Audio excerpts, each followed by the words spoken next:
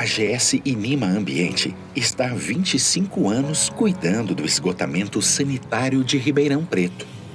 Nesse período, muitos investimentos em obras de infraestrutura foram realizados para a universalização dos serviços do município.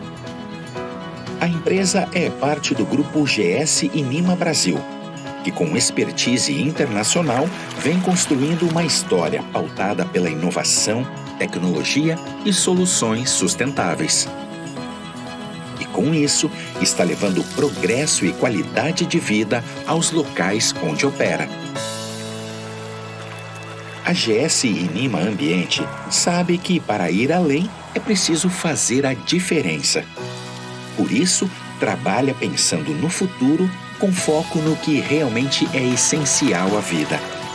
Além de apoiar projetos culturais e socioculturais que ajudam a construir um futuro mais rico e promissor. GS Inima Ambiente. Nosso presente é o seu futuro.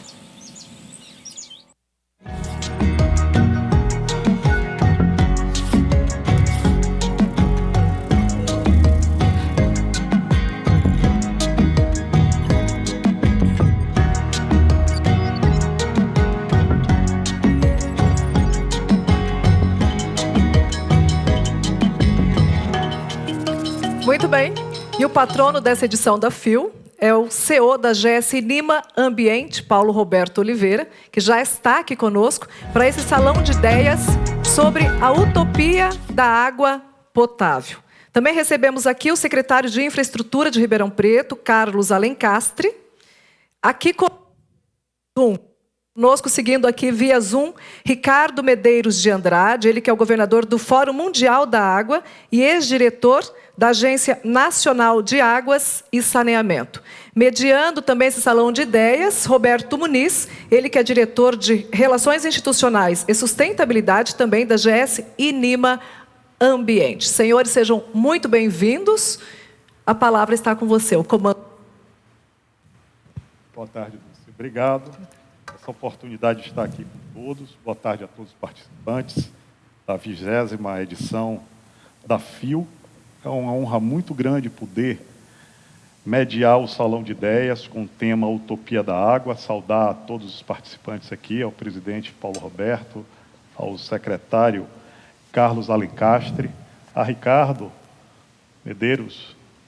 Vou falar com você, Ricardo, presidente honorário do Fórum Mundial da Água. E para saudar a todos que estão nos assistindo, queria dar um abraço a todos os alunos de Direito da USP e da Sala de Bem-Estar, né, que estão aqui participando conosco. Parabenizar a todos que fizeram e estão construindo, né, esse dia e esses dias maravilhosos da feira. E para começar esse nosso bate-papo, eu queria que vocês imaginassem uma coisa assim improvável. Uma fábrica de computadores que fabricasse 1 milhão de unidades, né? E, ao final de fabricar 1 milhão de unidades, jogasse 500 mil unidades fora, Carlos. É improvável, né? Mas na água, no Brasil, é isso que acontece. Nós temos, então, aqui um grande desafio, que é falar sobre a utopia da água potável. Aí eu queria botar o primeiro slide, Thomas More, no livro escrito em 1516, ele busca criar um local ideal, um lugar que não é o agora, mas que poderá ser construído no futuro. Utopia é uma palavra utilizada com frequência para descrever realidades perfeitas, inatingíveis ou ainda não atingidas. Neste debate, temos que pensar na utopia frente à realidade brasileira. E aí nós temos que falar um pouco sobre o marco legal, porque o marco legal nos impulsiona a algo que é um sonho do Brasil, que é universalizar a chegada da água tratada, água potável, e que todo o esgoto produzido no Brasil também seja tratado. E a gente tem esse horizonte de 2033. Será que é utopia? Será que é uma utopia mesmo, isso? Ou será uma realidade? Para iniciar, me lembrei do escritor Zygmunt Bauman, no livro Tempos Líquidos, que ele nos traz uma questão que é fundamental. Ele diz que, será que a utopia vai conseguir sobreviver no tempo das incertezas? Eu queria aproveitar esse debate para exibir as dores e as incertezas descritas por nossos imortais escritores, que capturaram as consequências vividas pelas famílias, causadas por eventos ambientais extremos, como a seca ou como as inundações. Quero aqui aproveitar, Dulce, e saudar todas as mulheres escritoras em nome desta primeira escritora que foi a primeira a chegar na Academia de Letras do Brasil, a nossa escritora Raquel de Queiroz, e que narra no Antológico 15 esses trechos que falam um pouco dessa questão ambiental. E chamando o vaqueiro, você viu, compadre João, como a jandaia tem carrapato, até no focinho. O João Marreco olhou para o animal que todo se pontilhava de verrugas pretas, encaroçando-lhe o úbere, as pernas, o corpo inteiro. Tem umas ainda pior, carece, carrapaticida muito, e as reses assim fracas. Vicente lastimou-se, ainda por cima do verãozão, diabo de tanto carrapato. Dá vontade de deixar morrer logo. Por falar em deixar morrer, o compadre já soube que a dona Maroca das Aroeiras deu ordem para, se não chover, até o dia de São José, abrir as porteiras do curral. E o pessoal dela que ganha o mundo não tem mais serviço para ninguém. Imagine que essa é uma consequência de quando falta água.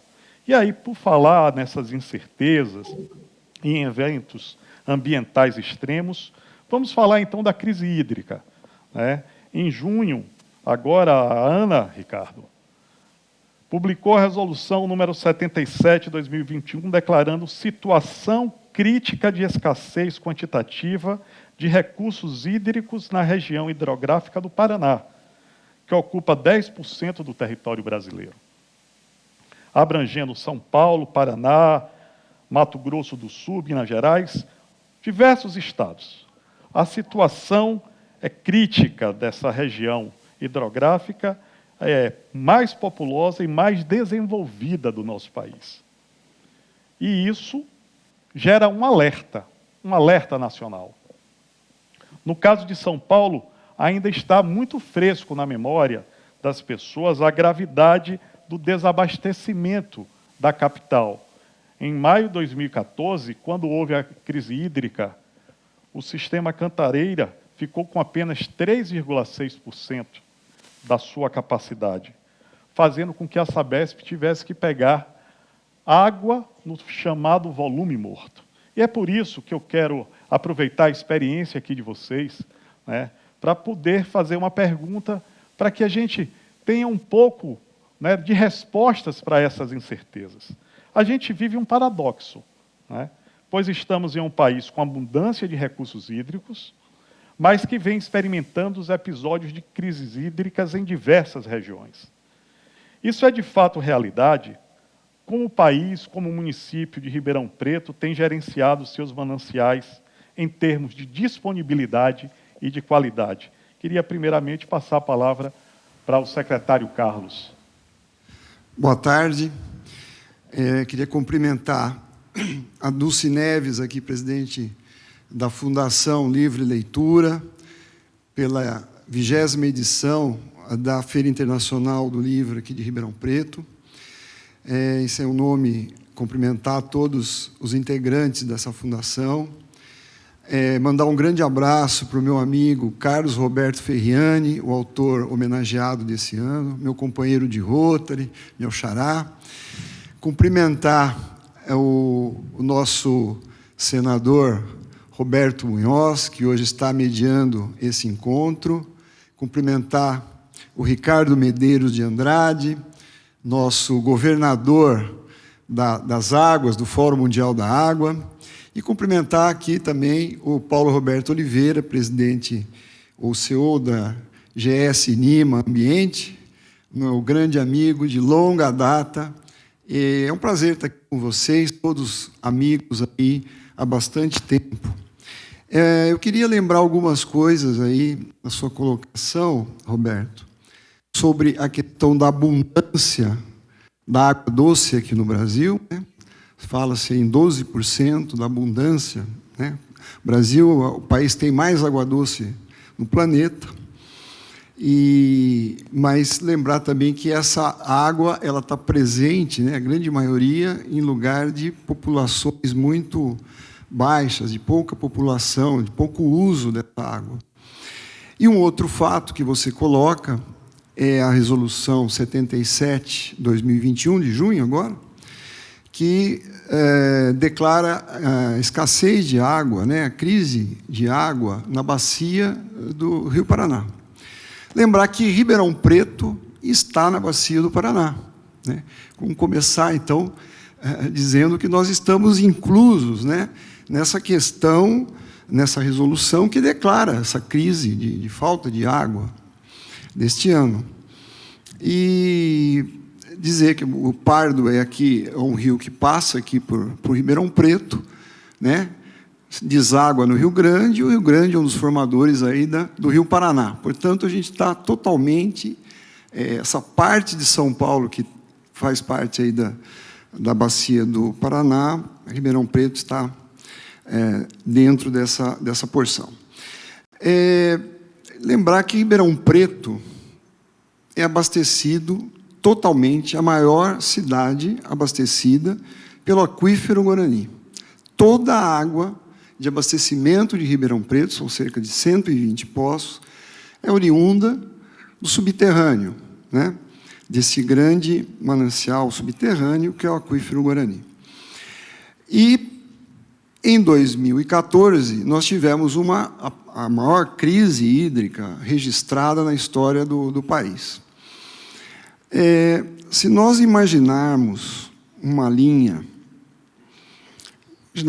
de norte a sul, passando por Ribeirão Preto, aqui no estado de São Paulo, e nos dirigirmos para leste ou para a direita dessa linha, nós vamos notar que a crise hídrica aqui em São Paulo foi para esse lado direito, ou seja, São Paulo, Campinas, Piracicaba, Sorocaba, cidades abastecidas por água superficial. Portanto, a crise hídrica, a maior crise hídrica que começou em 2014 e, no meu modo de entender, ainda não terminou, é uma crise que vem se repetindo ano a ano, com menos intensidade ou com mais intensidade, mas ela ainda está aí há 7 anos.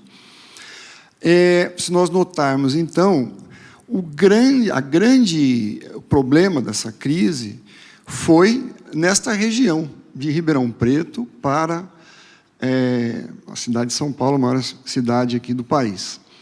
Porque é abastecido por água superficial. A água superficial é a que mais impacta, que mais é impactado por grandes secas, como foi o caso de 2014, né? Em janeiro já não choveu. Então, isso foi agravando, e ao longo desse ano, a Sabesp teve que começar a captar água do volume morto, né? Isso deu, viu, Roberto, um constrangimento muito grande, né? Você está captando água né, para São Paulo. Se você olhar à esquerda dessa linha imaginária, oeste de São Paulo, poucas cidades foram desabastecidas durante a crise, porque a maioria dessas cidades, nessa linha imaginária, à esquerda, no estado de São Paulo, se abastecem de água subterrânea, ou de água subterrânea misturada com água superficial. Portanto, eu quero aqui, nossa primeira fala, destacar a importância da água subterrânea como uma fonte estratégica para o abastecimento das populações. E Ribeirão Preto tem esse milagre aqui de ser abastecido totalmente pela água do Guarani, assim como Serrana, aqui do nosso vizinho, Sertãozinho, e não sofrer drasticamente com a crise hídrica que se abateu sobre nós em 2014 e que vem ainda se repetindo. Então, nessa primeira resposta aqui, eu queria deixar essa minha visão da importância da água subterrânea para o abastecimento, diria até mundial, das populações. A importância aí do aquífero Guarani. Quero até aproveitar aqui, aproveitando o nosso governador do Fórum Mundial da Água, dizer como é que você vê, Ricardo, essa questão do paradoxo e dessas crises hídricas que assolam o nosso país e também em várias regiões do mundo. Boa tarde, a palavra agora é com você. Boa tarde a todos. Queria inicialmente agradecer o convite do nosso anfitrião, Paulo Roberto, por estar aqui compartilhando essas experiências com todos vocês. Um grande abraço aos meus amigos Carlos Alencastro. Eu tenho até dificuldade de pronunciar, porque sempre me referi a ele como Carlão. O meu amigo Carlão, o meu amigo Roberto Muniz. Bom, eu acho que a gente começa a discutir esse assunto de uma maneira muito complexa. E aqui nós estamos numa feira do livro e eu vou talvez trazer aqui a primeira manifestação escrita no território brasileiro, na carta que Pero Vaz de Caminha escreve ao rei Manuel I de Portugal, quando do descobrimento do Brasil. Ele, nas 14 páginas da carta, lá no seu final, ele diz: as águas são muitas, infindas, e em tal maneira graciosa que, querendo aproveitar, dar-se-á nela tudo, por bem das águas que tem. E aí a gente vem também, o Carlão trouxe aí a estatística para a nossa discussão: 12% da água do mundo está no Brasil, a gente pode ir um pouco mais longe. Pelo Brasil passa 18% da água. Nós temos dois dos maiores aquíferos conhecidos, o aquífero Guarani, que de tanto depende da cidade de Ribeirão Preto, o aquífero Amazonas. Mas a gente também vive o paradoxo da abundância. No Brasil, onde nós temos água, nós não temos população. Via de regra, onde há água, não há gente. Só para vocês terem uma ideia, a região norte tem 70% da disponibilidade hídrica brasileira, tem 7% da população. A região nordeste, da qual eu tenho orgulho de ter vindo, de fazer parte, ela tem apenas 3% da disponibilidade hídrica do Brasil e 30% da população. Portanto, essa dicotomia, esse paradoxo, nos leva agora, em uma maior intensidade, a crises recorrentes. E, infelizmente, Roberto, colegas, Paulo, Roberto, essas crises não são nacionais, elas não são exclusividade do Brasil. Nós estamos, neste momento, vivendo uma das piores crises hídricas na América do Norte. O Rio Colorado encontra-se com menos de 50%, já em vias de sofrer racionamento drástico no abastecimento. Você tem, por exemplo, durante a crise de 2014, muito séria no Brasil, você teve a cidade do Cabo, na África do Sul, prestes a entrar em colapso absoluto, porque lá sequer tem água subterrânea, que responde por 100% do abastecimento na cidade de Ribeirão Preto e mais de 50% no mundo. Então, a nossa realidade ela é muito séria. Você mencionou aí a crise atual que nós estamos vivendo hoje, e que foi abordada pela Agência Nacional de Águas e Saneamento Básico por meio da declaração de escassez hídrica na região da bacia do Rio Paraná. É muito séria, ela já impacta 3 setores usuários extremamente importantes: o setor de geração de energia, o setor de transporte aquaviário e o setor de turismo e lazer. Entretanto, neste momento, com os números e com o monitoramento que a agência tem feito, os demais usos, agricultura irrigada, abastecimento público, ainda não sofre qualquer risco, podendo ter adaptações para avaliar, para melhorar a captação. Mas de fato, Roberto, tempos de incerteza. E nós temos que ficar muito atentos a isso, usando muito além do uso racional desse recurso tão importante, ter uso consciente desse líquido tão precioso. Muito bom, Ricardo. Importante essa visão de mundo que você traz, porque não estamos sozinhos, né? Estamos aqui na nave azul, né? Na nave do planeta Terra, então, que é água. Nós temos a Terra, né, como o nosso corpo humano, planeta água, o nosso corpo também, com mais de 50% feito de água. Água é vida. E aí eu queria passar a palavra para Paulo Roberto, para que ele dissesse como é que a GS Inima Ambiente tem colaborado, né, para fazer esse enfrentamento, né, dessas dificuldades nas crises hídricas, Paulo. Boa tarde. Boa tarde a todos. Boa tarde, Roberto, Carlos e Ricardo aí, que nós estamos aí. Para mim é um prazer muito grande estar aqui nessa debate, esse salão de ideias aí, discutindo sobre a utopia da água potável, né?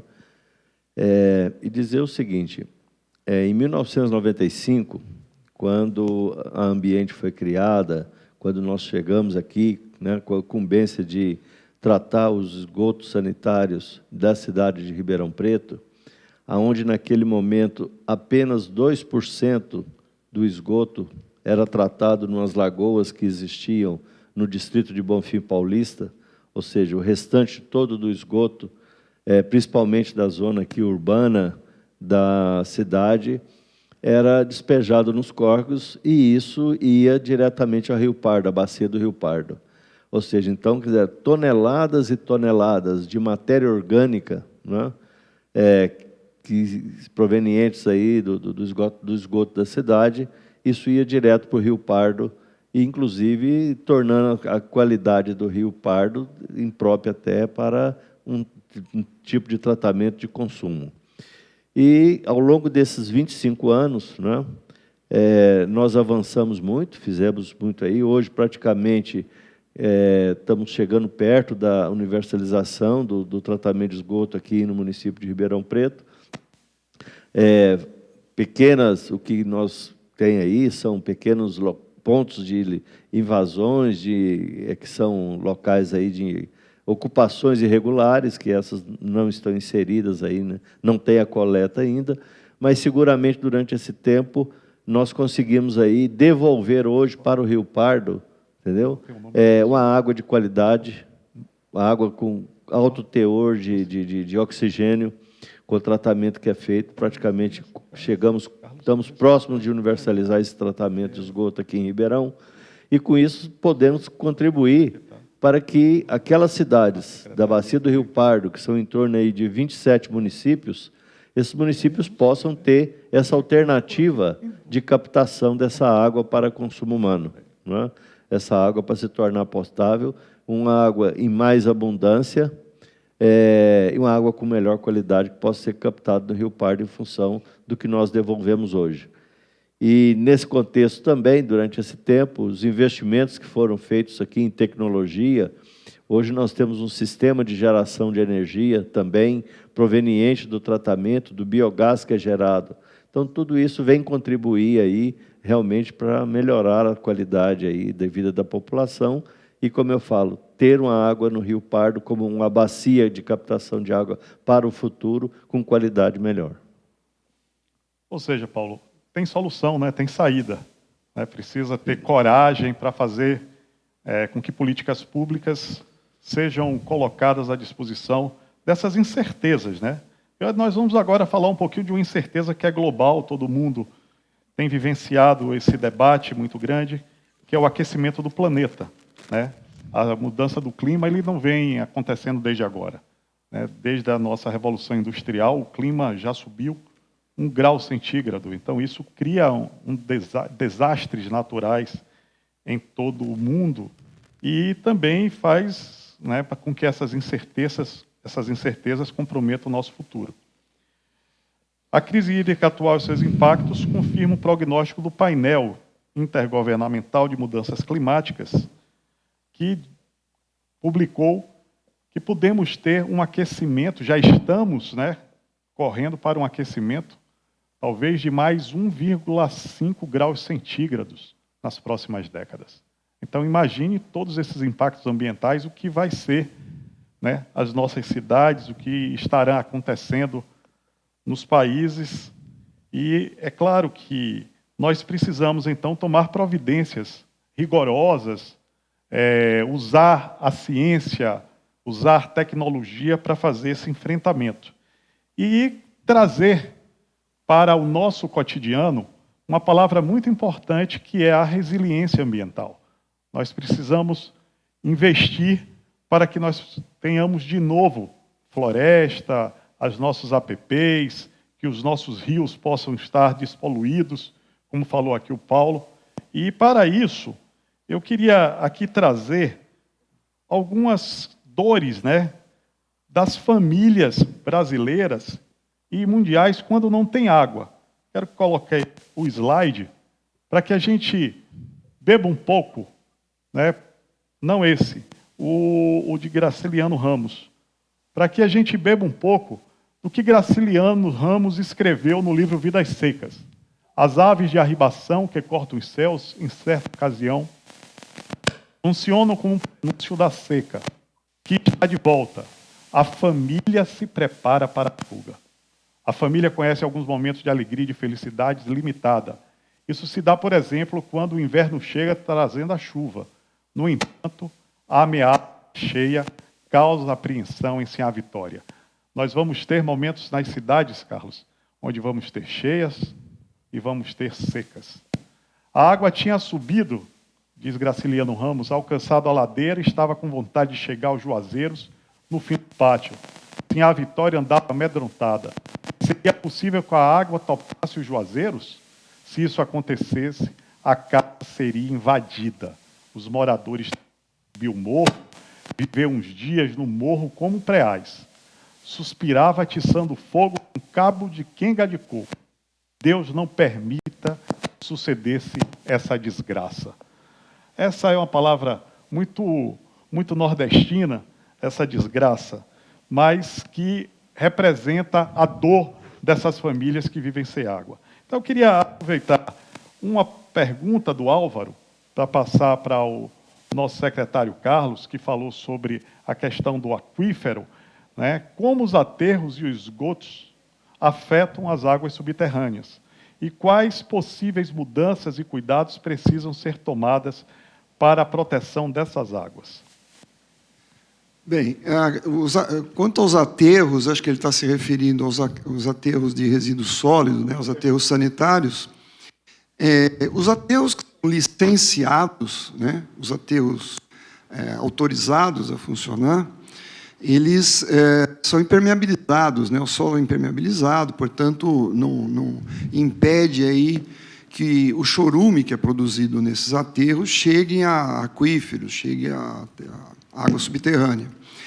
Quanto ao esgoto, aí sim é um problema, o vazamento de esgoto, principalmente em áreas de recarga, aqui em Ribeirão Preto, a área de recarga do Guarani, por exemplo, está na região leste aqui da cidade. Ribeirão Preto está numa faixa de transição entre o aquífero confinado e o aquífero livre, e a água que recarrega o aquífero, ela entra nessa região leste da cidade. Portanto, vazamento de esgoto podem chegar até o aquífero e acabar poluindo, acabar prejudicando aí a água do nosso aquífero Guarani. Ele pergunta ainda quais as possíveis mudanças, cuidados precisam ser tomados para a proteção dessas águas. Realmente não se adentrar aí na área de recarga, né, do aquífero, nessa área que é livre, nessa área que é por onde a água chega até o aquífero Guarani, ser uma área mais protegida para que não haja problemas de contaminação aí do aquífero. Pois é, Carlos. Para dar continuidade, né, você falando sobre os impactos,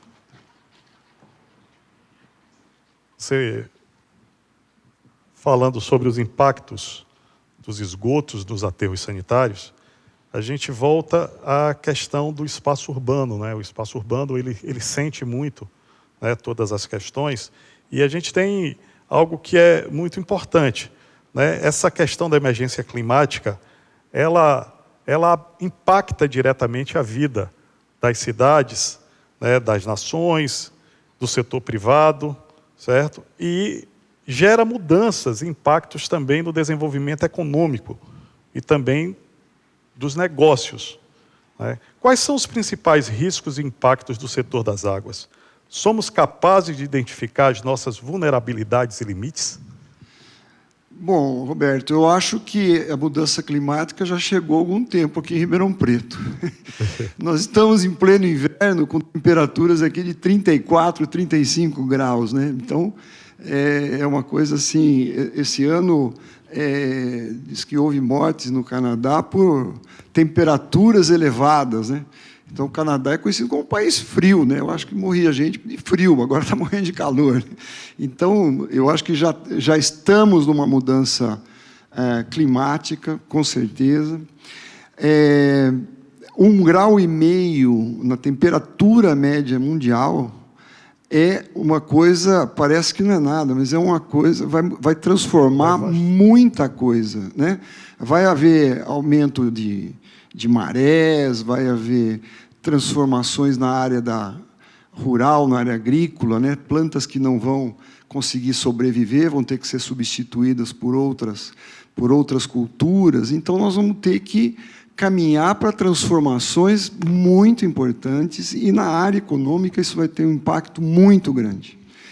Portanto, eu acredito que nós precisamos, né, a humanidade como um todo, caminhar para tentar conter esses aumentos de temperatura, buscando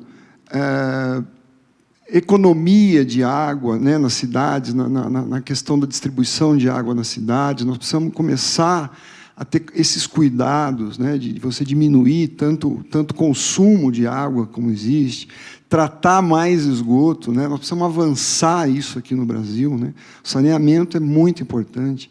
Temos que ter muitos investimentos altos para alcançar índices aí de saneamento no país. E na área agrícola, que eu acho que é o setor que poderá sofrer o maior impacto com essa mudança climática, né? Eu diria que fazer investimentos na alta tecnologia de irrigação. O mundo cada vez tem a população maior, né? E você precisa alimentar todo esse povo, e você alimenta com a área agrícola, né? Com a agricultura. E a agricultura, ela cada vez demanda mais tecnologias, mais insumos aí para poder produzir alimento. E a irrigação, que usa água, né, ela é essencial. A evolução da agricultura brasileira, principalmente, a evolução dessa questão da irrigação. A irrigação no Brasil hoje, apesar de ser a agricultura usar muito pouca irrigação, nós precisamos avançar na questão da irrigação, mas com uma tecnologia de ponta, né? usar a água na medida certa na agricultura para podermos produzir alimento, que eu acho que o Brasil vai alimentar muito o mundo ainda. Então, nós precisamos evoluir nessa área para que possamos aí passar por essa mudança climática que, a meu ver, já está mudando muito já as temperaturas do mundo. Já é uma realidade, sem dúvida, viu, Roberto? E você traz aqui um fato importantíssimo, né? Se a gente for olhar a curva demográfica no mundo, se fala que em 2050 teremos 10 bilhões de seres humanos, né, sobre a Terra. Vamos ter que multiplicar por 2 a nossa capacidade de produzir alimentos. Então, quando a gente traz aqui esse debate sobre a mudança climática, a gente precisa ver essa questão de forma global. E aí, Ricardo, como é que você está vendo essa questão, esse desafio, né, do mundo de enfrentar algo tão difícil para conciliar a utopia do progresso, né, com a realidade e as necessidades locais? Como já foi muito bem pontuado, tanto por você quanto por Carlão, as mudanças climáticas já estão aí para a gente viver. Nós temos aí estamos presenciando e vivendo grandes mudanças, eventos críticos de alta intensidade, seja grandes secas, seja grandes inundações. Nós precisamos adaptar, nós precisamos ter resiliência. Ainda em 2018, Roberto, quando tive a honra de coordenar a edição do Fórum Mundial da Água, que foi realizado em Brasília, e que teve a sua participação como então senador da República, trazendo a visão dos políticos, a visão do legislativo brasileiro e mundial para o processo, nós decidimos que talvez uma maneira de enfrentar os grandes desafios trazidos por essas incertezas globais seria compartilhar, seria debater, seria esclarecer a população e os técnicos. E aí, criar consciência com relação à importância desse tema, que alguns não acreditam, que outros exageram, mas que está presente no nosso dia a dia. Mas não é somente sob o aspecto do abastecimento, sob o aspecto da água para irrigação. Nós temos que olhar as mudanças que nos são impostas no conceito da segurança hídrica, que foi trazido pela UN Water, que traz 4 eixos de preocupação. Você tem água para abastecimento, você tem água para preservação ambiental, e sem o ambiente somos muito pouco, ou somos nada. Você tem água para os diversos usos econômicos, geração de energia, agricultura, transporte, turismo e lazer, e você tem que se adaptar para enfrentar os eventos extremos, tão nocivo ao cidadão a seca quanto a cheia. Portanto, é importante que se crie um ambiente de debate, e aqui eu quero parabenizar a Fundação do Livro e Leitura do Ribeirão Preto, de trazer na Feira Internacional do Livro um espaço para se debater a água, para se debater esse insumo tão importante que muitas vezes é renegado, é esquecido pela grande maioria da população. Então, nós temos aí grandes desafios, a incerteza é grande, os números que você apresenta, Roberto, são estarrecedores. mas nós temos que ter resiliência, nós temos que nos adaptar a isso, nós temos que enfrentar isso com muita perseverança. Nós precisamos criar consciência da importância dos nossos atos frente ao meio ambiente, em especial frente à água. É por isso, Ricardo, que a gente precisa cada vez mais acreditar na ciência, na tecnologia e na educação. Sem a educação, nós não vamos poder ter um consumo consciente, tanto para produzir quanto para consumir a água. Então, para isso, a gente precisa ter parceiros, né? É muito importante também que as empresas privadas participem trazendo essas tecnologias, essas inovações. E aí, Paulo, o que é que as empresas privadas podem aportar para fazer enfrentamento a essa questão tão grave que é a questão climática no mundo? Bom, Roberto, eu vejo os dois lados, né? Primeiro, a parte política e institucional. Nós temos um déficit aí muito grande no saneamento brasileiro. E, recentemente, foi aprovado o novo marco regulatório, não é, do saneamento, resultado aí de uma urgência de se universalizar, né, o serviço no Brasil. Temos baixos índices aí, em algumas regiões de distribuição de água, né, esgotamento sanitário pior ainda, tratamento nem se fala. E o novo marco traz alguns avanços, ou seja, pelo menos nos jogam aí uma realidade do que precisa ser feito. Ou seja, nós temos aí até 2033 de ter com 99% de abastecimento de água nas populações urbanas e 90% de coleta e tratamento de esgoto. A qualificação para que isso possa acontecer, inclusive com a participação da iniciativa privada, depende muito de um ambiente regulatório bem definido, bem consistente, né? E isso agora, as diretrizes normativas, né, que a ANA, a Agência Nacional das Águas, assumiu dentro desse novo marco, essa incumbência de trazer aí normas, né, gerais, de diretrizes de procedimento para isso.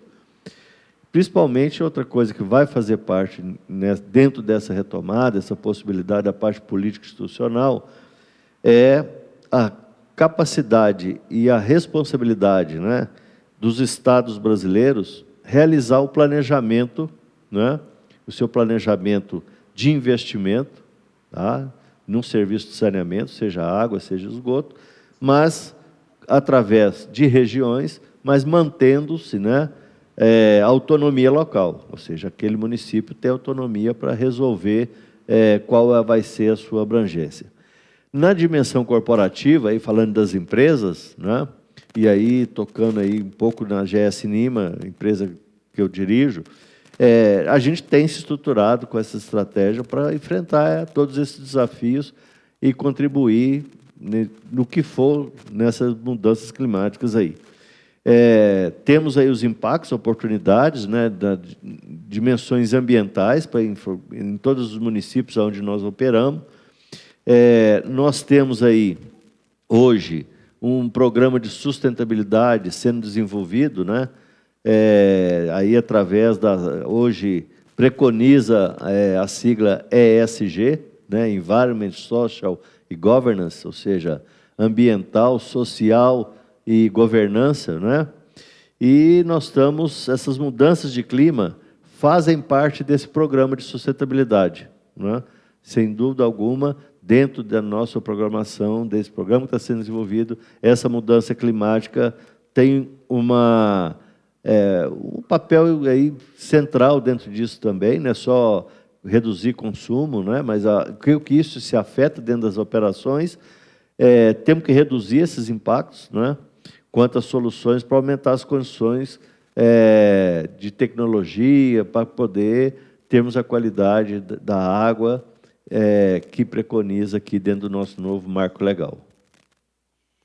Ou seja, Paulo, a gente precisa ter segurança jurídica, né? As empresas, né, precisam ter segurança jurídica para poder avançar e, junto com o Estado brasileiro, poder fazer investimentos necessários para cumprir uma missão de levar água e levar esgoto, né, coletar e tratar esgoto de todos os brasileiros. Outro dia, só para ilustrar, nós estávamos discutindo com a nossa matriz na Espanha, Paulo, e lá nos temas materiais, quer dizer, os temas importantes que a GS Nima trata, um dos temas é a universalização. E foi muito difícil fazer com que as pessoas na Espanha entendessem que a gente ainda está tentando universalizar o acesso à água.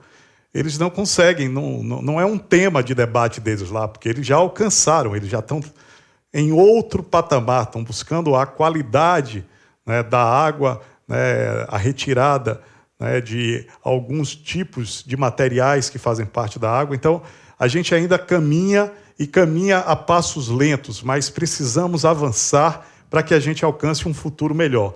E a gente sabe que essas respostas institucionais, secretário, para essas crises, não podem reforçar padrões existentes. A gente tem que pensar em coisas novas, né? Tem que fazer uma disrupção, onde precisamos estabelecer novos parâmetros, quebrar, né, paradigmas antigos, criar novas utopias. Isso é fundamental. E para que isso aconteça, a gente tem que aumentar a nossa eficiência através de novas tecnologias, principalmente, né, uma visão não só corretiva, né, que vai remediar. Nós precisamos pensar um pouco novo, pensar no futuro, reestruturar o pensamento, fazer com que as pessoas participem desse grande debate para que a agenda política institucional da água esteja como está aqui, presente na Feira do Livro, né? Porque se não tiver água, não tem papel. As pessoas não sabem, mas se não tiver água, não tem papel. Um dos grandes insumos, né, para fazer o papel precisa ter água para, junto com a celulose, poder produzir essa riqueza que são os livros quando chegam às nossas escolas em nossas mãos. Eu queria aproveitar, então, fazer uma pergunta a vocês, né? Considerando essa crescente demanda, né, o aumento da população que nós falamos aqui e o uso da água nos diversos setores, né? Então, quanto mais indústria, mais água, então a gente precisa que a eficiência chegue ao campo, mas também chegue à indústria e chegue ao comércio, né? E as ameaças à disponibilidade da água, fruto dessas condições climáticas, né, e das crises hídricas. Como é que vocês veem o Brasil, como é que o município de Ribeirão Preto, como é que as empresas têm se preparado para enfrentar esse futuro, né? Esse futuro que é tão desafiador para a humanidade? Então, Carlos, primeiro vamos ouvir aqui esses caminhos do município de Ribeirão Preto. Bem, você, no começo da sua fala, contou uma história, uma utopia, de uma fábrica de computadores que produz 1 milhão de computadores e joga 500 mil computadores fora, né? Nós vivemos esse dilema. A maioria das cidades brasileiras perdem mais de 50% de toda a água produzida. A água não chega à população. Ribeirão Preto não é diferente disso. Na gestão passada do prefeito Duarte Nogueira, houve avanços, né, Paulo? Avanço com a questão dos emissários de esgotos, foram 97, se não me engano, quilômetros que foram implantados. Então, você está tirando esgoto do rio, já é um avanço importante, né? E também avanço no sentido de você setorizar a distribuição de água, diminuir pressão, para baixar essas perdas que são muito altas em praticamente todos os municípios do Brasil, né? Quando você fala em perda de 50% para um país europeu, americano ou norte-americano, ou mesmo asiático, ninguém acredita. Isso é uma coisa impossível de acontecer, né? Perda zero também não existe, sempre tem alguma coisa, mas sim, perdas no resto do mundo acima de 5% já é uma coisa, né, que a gente não admite. Aqui, 50% está tudo certo. Então, eu acho que, pensando em futuro, pensando nessa resiliência, nessa mudança climática, em tudo isso, Ribeirão Preto precisa, acho que está no caminho certo, de investir maciçamente na questão da diminuição das perdas. E, em paralelo a isso, também dos desperdícios, que eu entendo desperdício como a questão da população gasta muita água. O Ribeirão Pretano gasta muita água, né? Usa a vassoura hidráulica, a famosa vassoura hidráulica para lavar as calçadas, etc., né? Para limpar a calçada. E isso obriga o gestor do saneamento aqui em Ribeirão Preto, que é o Departamento de Água e Esgoto de Ribeirão Preto, da ERP, a tirar cada vez mais água do aquífero Guarani. Então, nós estamos numa situação ainda insustentável com relação ao uso da água subterrânea, da água do Guarani, porque você acaba tirando mais água do que a capacidade da natureza repor essa água para dentro do aquífero. Então, nós estamos garimpando o aquífero, nós estamos cada vez tirando mais água, e isso pode vir aqui no futuro, né, um futuro até breve, criar problemas de abastecimento aqui em Ribeirão Preto. Então, busca-se, o DAERP tem feito tem os projetos já, e está com o andamento das obras, para fazer... Eu até tenho uma pergunta aí, né, se a água de Ribeirão Preto é tirada e colocada em reservatórios, né? Eu diria que quase aí 60%, 70% da água de Ribeirão Preto é tirada do poço e injetada direto na rede, o que causa fortes pressões, né? E acaba tendo muitas perdas, né? As perdas aqui são bastante elevadas. E eu acho que o caminho é esse, você diminuir essas perdas para poder proteger o aquífero, o uso da água do aquífero, dar maior longevidade a essa fonte, né, que eu tanto falei aqui no primeiro bloco, de você ter esse uso da água subterrânea. Nós vamos poder usar a água do aquífero por muito mais tempo se a gente focar na questão da diminuição das perdas. Eu acho que isso é uma das coisas mais importantes para Ribeirão Preto. Eu acho que para a cidade de São Paulo e do Brasil. Mas eu vou ficar aqui em Ribeirão Preto. Obrigado. Mas que bom, Carlos. A gente sempre brinca assim, às vezes as pessoas não se dão conta. Uma questão dessa do aquífero Guarani é quase que você pedir para um anêmico fazer doação de sangue, né? Então, ele vai perdendo sangue e você quer que ele doe mais sangue. Precisamos cuidar do nosso aquífero. E aí eu quero aí passar já a palavra para Ricardo, né, para que ele faça as considerações finais, pensando aí no futuro do mundo frente a essas incertezas. Será que a utopia resistirá, Ricardo? Bom, eu acho que, Roberto, que nós precisamos enfrentar a realidade. Acho que uma coisa muito importante é aceitar esses tempos que nós estamos vivendo. É importante que a gente aceite que essa abundância é relativa. Nós temos que atuar muito fortemente no binômio oferta-demanda. Nós temos que ter consciência da importância desse insumo. Nós precisamos mobilizar, nós precisamos educar, nós precisamos criar consciência pela importância da água. A ANA tem apoiado e estimulado muito a construção desse futuro cenário, desse cenário de grandes desafios. Nós temos atuado na construção de instrumentos importantes para o planejamento, o Plano Nacional de Segurança Hídrica, os atlas de abastecimento e de esgoto, o relatório conjuntura, são documentos que apresentam o que queremos, o que precisamos, quais são os nossos recursos. Mas o papel da ANA não fica só aí, como bem mencionado por Paulo Roberto, com o estabelecimento, com a instituição do novo marco regulatório do saneamento, a ANA tem que estabelecer normas que contribuam para o alcance dos objetivos, que contribuam para o enfrentamento dos grandes desafios. E não adianta, Paulo, estabelecer normas que não possam ser adotadas. Normas que precisam ser objetivas e que, de fato, tragam resultados.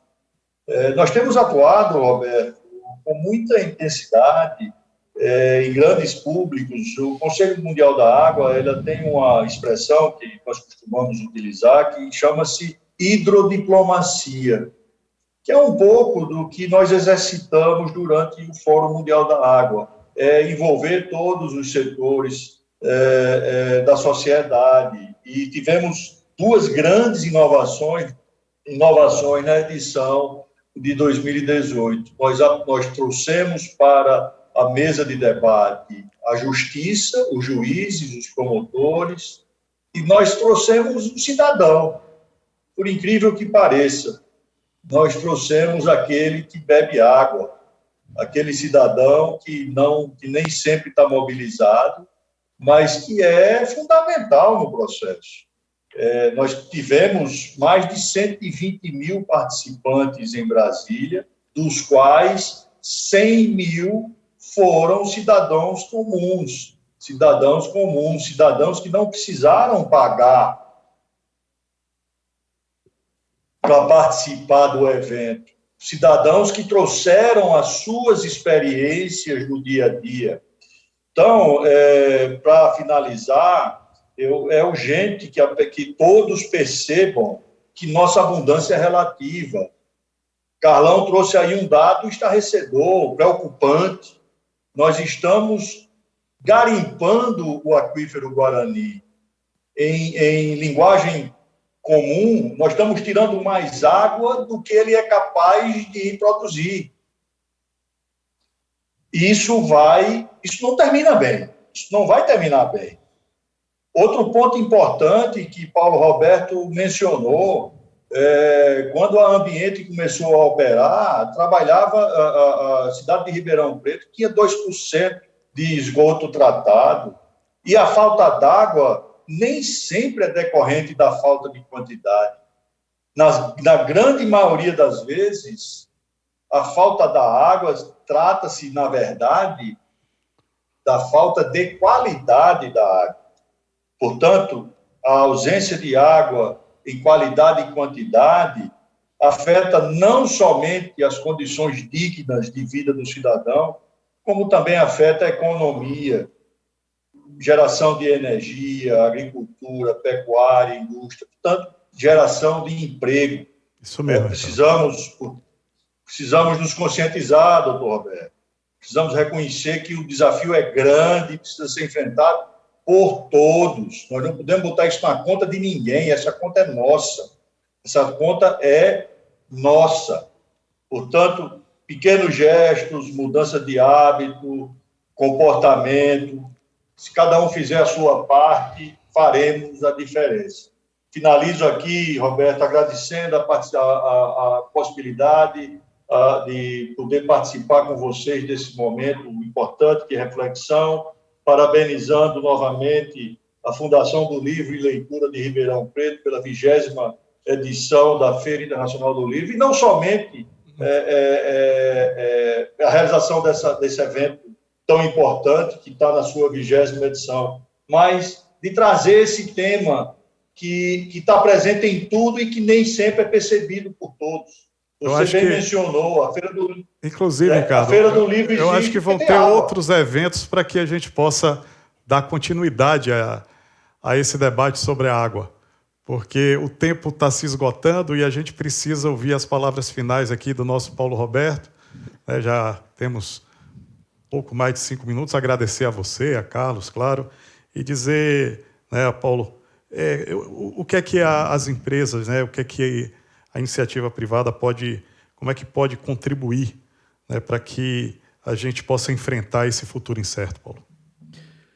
Eu acho que uma questão fundamental é avançar as empresas, todas aquelas empresas, e aí eu falo não só as empresas privadas, que hoje estão ampliando a sua participação, no mercado de saneamento, aí, tanto na parte de água como esgoto, mas também eu acredito que as próprias empresas públicas, precisam, sim, reforçar as habilidades no planejamento, né? Tem que se planejar melhor, né?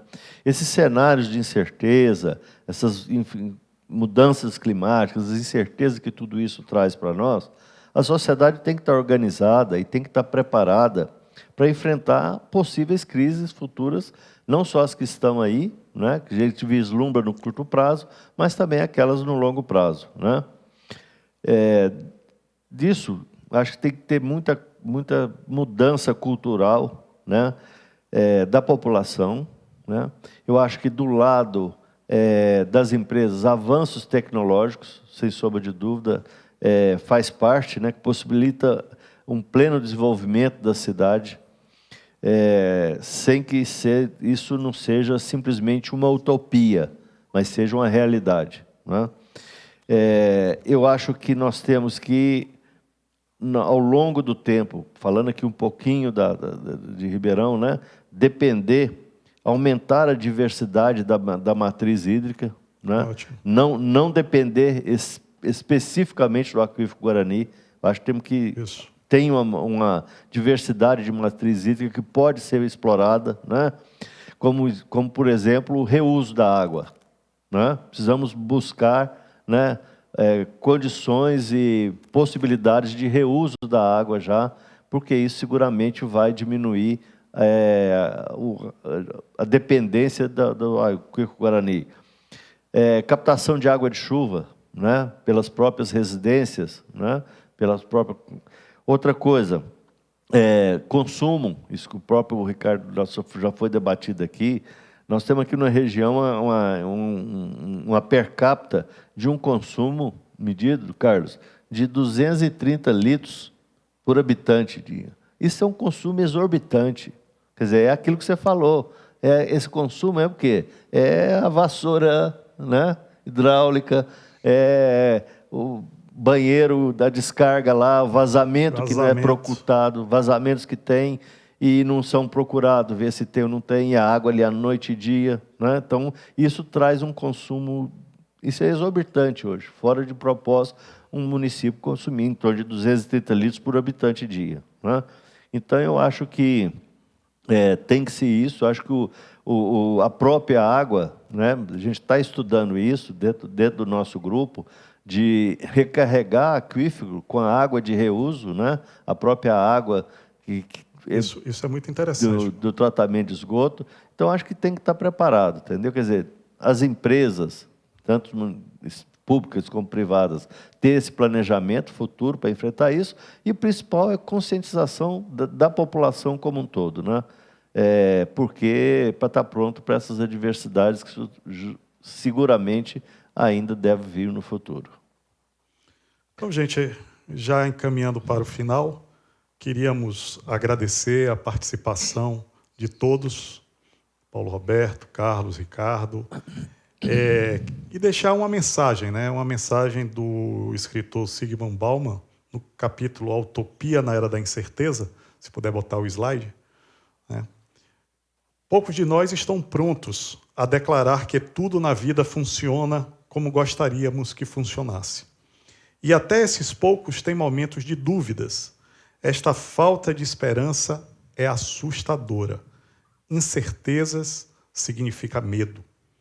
Não admira que sonhemos continuamente com um mundo sem acidentes, um mundo regular, um mundo previsível.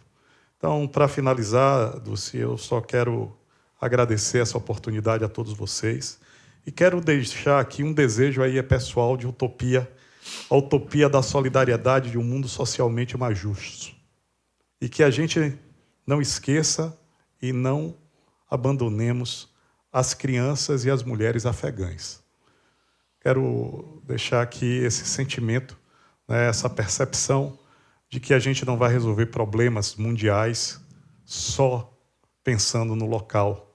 E não vamos conseguir nunca resolver o local se não tivermos esse olhar e essa solidariedade mundial. Então, a todos, muito obrigado, parabéns à FIO, e com certeza, no próximo ano, o patrono estará também à disposição para continuar essa trajetória de estar sempre né, contribuindo com esse belo evento. Parabéns a todos. Muito obrigado. Muito obrigada, Roberto. Obrigada, secretário Carlos Alencastro, nosso patrono. Gratidão imensa. Roberto, muito obrigada. Eu viro, fico sem som, né? Então, vou falar muito obrigada, Ricardo, que está nos participando aqui de longe. Muita gratidão. A utopia da solidariedade é o que precisa nesse momento mesmo. Muito obrigada. Viu? Esperamos que no próximo ano a GS Nima Ambiente, vocês todos estejam conosco aqui, quiçá esse teatro esteja lotado.